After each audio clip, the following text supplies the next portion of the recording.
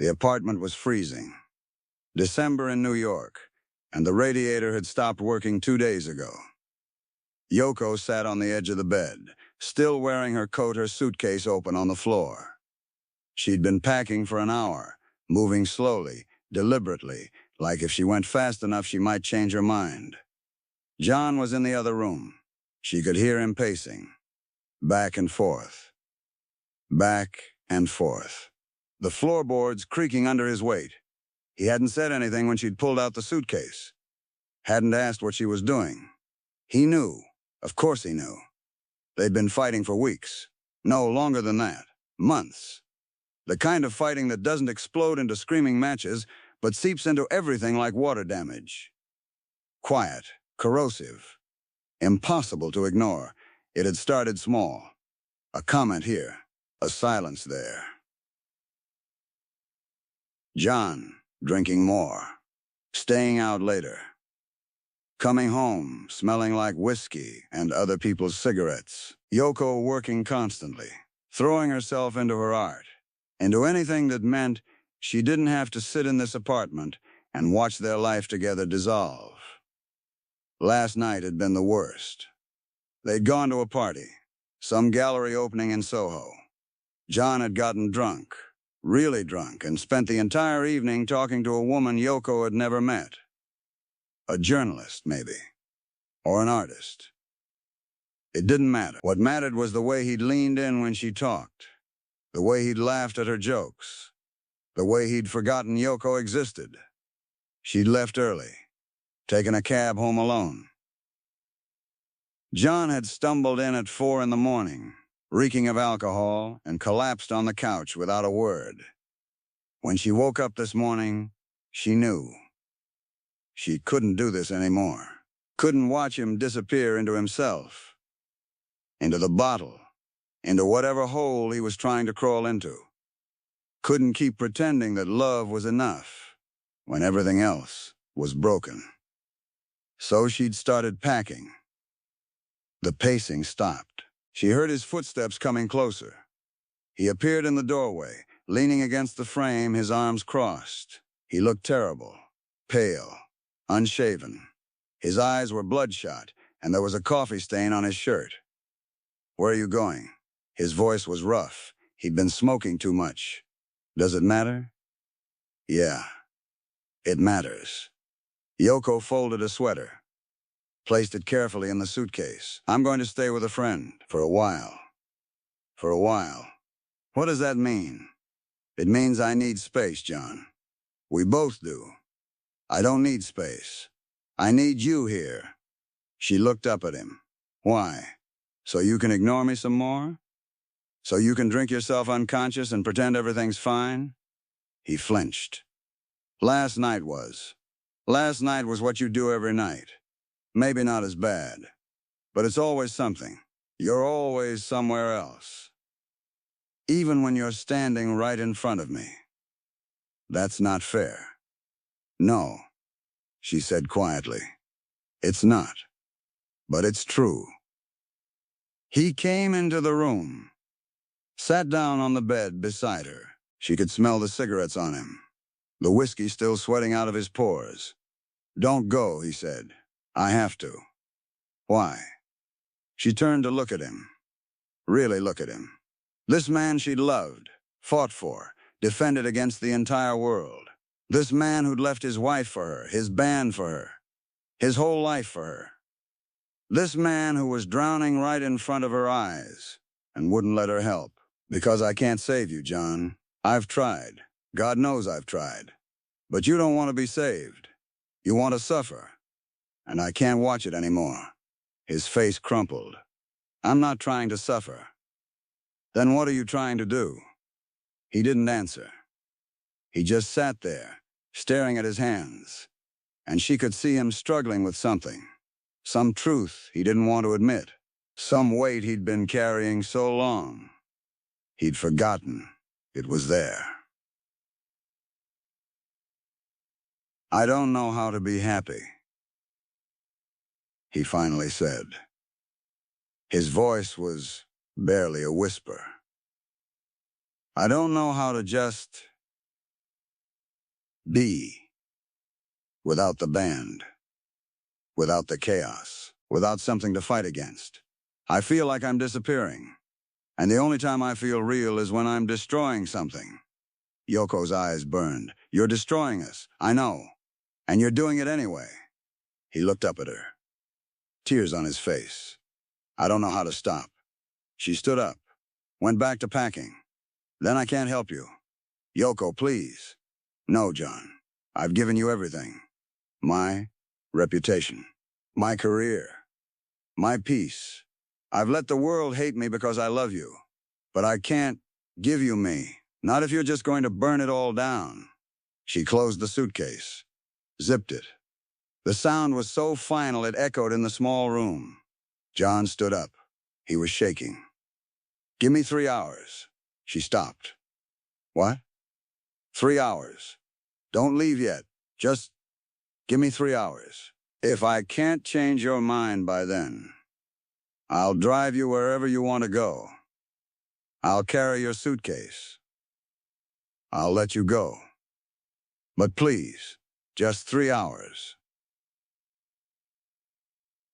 Yoko looked at him, saw the desperation in his eyes, the fear, but also something else, something she hadn't seen in months. A spark, a hint of the man she'd fallen in love with. The one who'd walked into her gallery show years ago and looked at her art like it was the most important thing in the world. What are you going to do in 3 hours? I don't know yet. But I'll figure it out. I promise. She should have said no. Should have picked up her suitcase and walked out.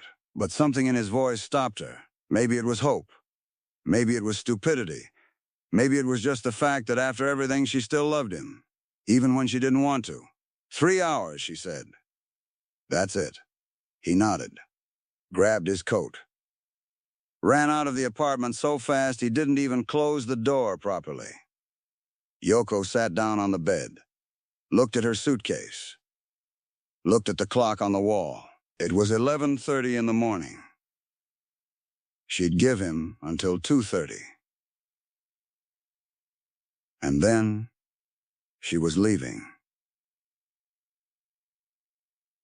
John hit the street running. The cold air slapped him in the face, but he barely felt it. His mind was racing. 3 hours. 3 hours to do something. To prove something. To show her that he wasn't just a drunk mess, that he was still capable of being the person she'd believed in. But what? What could he possibly do in 3 hours that would matter? He walked fast, not knowing where he was going, just moving. The streets were crowded. Christmas was coming. People were shopping, laughing, carrying bags full of presents. The world was so aggressively normal it made him feel like he was watching it through glass. He passed a flower shop. Stopped. Looked in the window. No. Flowers were stupid. Flowers were what you got when you didn't know what else to do. She deserved better than flowers. He kept walking. Passed a jewelry store. Stopped again. Maybe something beautiful. Something that would remind her of... What? That he loved her? She knew that. That was never the question. He walked away. Turned a corner. Found himself on a quieter street. Residential. Trees bare in the winter. A small park at the end of the block. He sat down on a bench. Put his head in his hands. What was he doing? What could he possibly do that would make a difference? And then it hit him. Not what to do, but what she'd said. The thing that had cut deepest. I can't save you. You don't want to be saved. She was right. He'd been drowning on purpose, punishing himself for things he couldn't name. Guilt, maybe. About Cynthia, about Julian, about the band breaking up, about being John Lennon and not knowing what that meant anymore. He'd been so angry for so long he'd forgotten how to be anything else. If he wanted her to stay, he had to show her he could stop drowning, that he wanted to, that he was willing to try. He stood up, started walking again, faster now. He had a plan. Sort of. It was crazy. It might not work. But it was something. First stop, a payphone. He dug through his pockets for change, dialed a number he hadn't called in months. It rang 4 times. Then, hello? It's John. Pause. John. Christ. It's been, I know, I need a favor. What kind of favor? The kind that's going to sound insane. But I need you to trust me. Another pause. Then quietly, okay. John told him what he needed. The person on the other end was silent for a long moment. Then they laughed. Not mocking. Just surprised. You're serious, yeah. When? Now.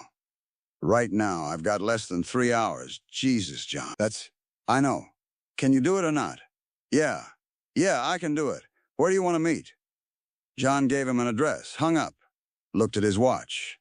12:15. He had 2 hours and 15 minutes. Second stop, a music store. Small place tucked between a deli and a dry cleaner. The owner looked up when the bell rang, saw John, and his eyes went wide. Mr. Lennon, I need a guitar, acoustic. The best one you've got. I don't care what it costs. The owner scrambled. Brought out 3 guitars. John picked the one that felt right. Paid cash. Was out the door in under 10 minutes. Third stop, back to the apartment building. But not his apartment. The one upstairs. He knocked. Waited. An older woman answered. She recognized him immediately. John, is everything. Mrs. Chen, I need to use your living room. For about an hour, maybe less. I know this is strange, but I promise I'll explain. Please. She looked at him for a long moment. Then she stepped aside. Come in. Fourth stop. The phone again. Another call. This one to a studio he'd used a few times. They had equipment. They could set things up fast. I need a recording setup, portable, at this address. In the next 45 minutes. Mr. Lennon, that's not really. I'll pay triple. Just get it here. They said they'd try. John hung up. Looked at his watch. 1 o'clock. 90 minutes left. He went back to Mrs. Chen's apartment. Sat down with a guitar. Closed his eyes. And for the first time in months, he let himself feel something other than anger. He thought about Yoko. About the day they met. About the way she'd looked at him. Really looked at him and hadn't seen a Beatle. Just a person. Someone who needed what she had to offer. Art. Ideas. A different way of seeing the world. He thought about the early days. The bed-ins. The protests. The way they'd believed they could change things just by loving each other loudly enough. It had been naive. Maybe even stupid. But it had been real. He thought about what he'd lost. His son. His friends. His band. All for her. All because he'd believed in something bigger than fame or success or being John fucking Lennon. And somewhere in the middle of losing everything, he'd lost the thing that mattered most. He'd lost himself. And in losing himself, he'd lost her. The guitar felt good in his hands. Solid. Real. He started playing. Just chords at first. Nothing fancy. Then, a melody. Something simple. Something true. He started singing. Quietly. The words coming without thinking. Raw. Unpolished, but honest in a way he hadn't been honest in years. The equipment arrived at 1:30. 2 guys hauled it up the stairs, set it up in Mrs. Chen's living room. They looked at John like he was crazy. He probably was. We're recording? One of them asked. Yeah. What are we recording? I'll know when I hear it. They got everything ready. microphones, a small mixing board, headphones. John sat down, picked up the guitar, looked at the clock. 2 o'clock, 30 minutes. He closed his eyes, took a breath, and started playing. The song poured out of him, not perfect, not polished, but true. Every word was about her, about them, about the way he'd failed, about the way he wanted to try again, about the fact that he didn't have answers, but he was willing to look for them. With her, if she'd let him. He sang about drowning, about surfaces, about reaching for air and finding only water, about hands pulling him up, her hands. He sang about fear, about being so afraid of disappearing that he'd started erasing himself on purpose, about how loving her had been the only thing that made him feel real, and how terrifying that was. He sang about choice, about the fact that she was choosing to leave, and he understood why, and he didn't blame her. But he was choosing too, choosing to fight, choosing to try, choosing to be better, even if he didn't know how. The song was 4 minutes long, maybe 5. When it ended, he opened his eyes. The 2 guys from the studio were staring at him. Jesus, one of them whispered. John looked at the clock. 2:20. 10 minutes. Can you mix it? Fast? We can try. They worked quickly. John paced. Mrs. Chen brought him tea. He didn't drink it, just held the cup, feeling the warmth. At 2:28, they handed him a cassette tape. It's rough, one of them said. But it's there. John grabbed it, ran downstairs, burst into his apartment. Yoko was standing by the door, her suitcase in her hand. She looked at the clock. 2:29. You have 1 minute, she said. John was breathing hard. He held up the cassette tape. I wrote you a song. She blinked. What? In the last 3 hours, I wrote you a song, and I need you to listen to it. Please. She looked at him, at the tape, at the desperation in his eyes. John. Please. She set down her suitcase. John went to the stereo, put in the tape, pressed play. The guitar started, then his voice. Rough, vulnerable, naked in a way she hadn't heard in years. Yoko stood very still, listening, her arms crossed, her face unreadable. The song played, every word, every note, every crack in his voice. When it ended, the apartment was silent. Yoko walked to the window, looked out at the street. John waited, his heart hammering so hard he thought it might break his ribs. That's what you did in 3 hours? She finally said, her back still to him. Yeah. You wrote a song. Yeah. About drowning. About choosing not to drown. She turned around. Her eyes were red. One song doesn't fix everything, John. I know. It doesn't erase the fights, the drinking, the way you've been pushing me away. I know. It doesn't promise me anything. No, he said quietly. It doesn't. But it promises that I'm willing to try, that I see what I'm doing, that I don't want to lose you, and that I'm choosing, right now today, to fight for us, instead of against myself. Yoko looked at him for a long time. He looked so small standing there, so afraid, so human. If I stay, she said slowly, things have to change. They will. No drinking, no disappearing, no pretending you're fine when you're falling apart. Okay. And therapy. Real therapy. Not just talking to me about your problems. Someone who can actually help. John nodded. Okay. And if you slip, if you go back to how you were, I'm leaving. No second chances. No 3-hour deadlines. I'm just gone. I understand. She picked up her suitcase. For a moment, John thought she was leaving anyway, that the song hadn't been enough, that nothing would ever be enough. Then she carried it back to the bedroom, unpacked it. Slowly, every item a choice. John stood in the doorway watching her. He wanted to say something. Thank you, I love you, I'm sorry. But the words felt too small. When she finished, she turned to him. Play it again. What? The song. Play it again. He went to the stereo, rewound the tape, pressed play. This time they listened together, standing side by side in the small apartment, while his voice filled the space between them with something fragile and new. When it ended, Yoko took his hand. I'm still angry, she said. I know. And I don't trust you yet. I know. But I'm staying. John closed his eyes, felt something in his chest unclench. Thank you. They stood there in the silence, holding hands, while outside the world kept moving, and inside something broken started, maybe, to heal.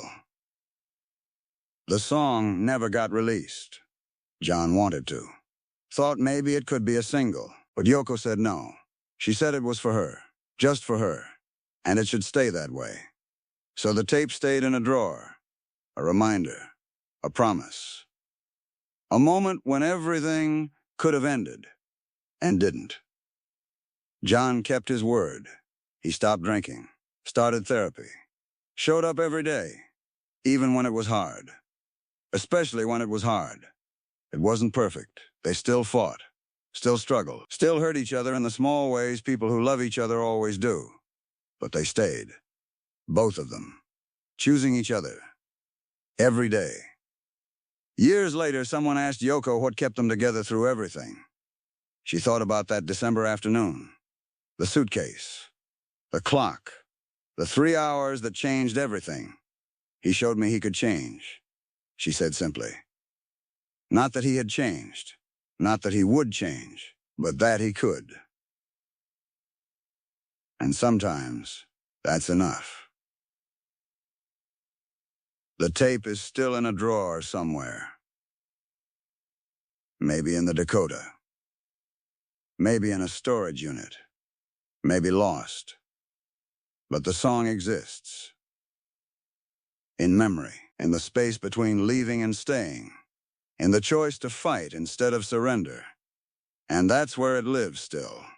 Not in any record, not in any archive. Just in the moment when one person said I'm leaving and another person said please don't, and then proved, in 3 desperate hours, that words could become actions, and actions could become change. The radiator started working again the next day. The apartment got warmer. And 2 people who'd almost become strangers remembered how to be something more. Not perfect, not healed, not saved, just together. And for now, that was enough.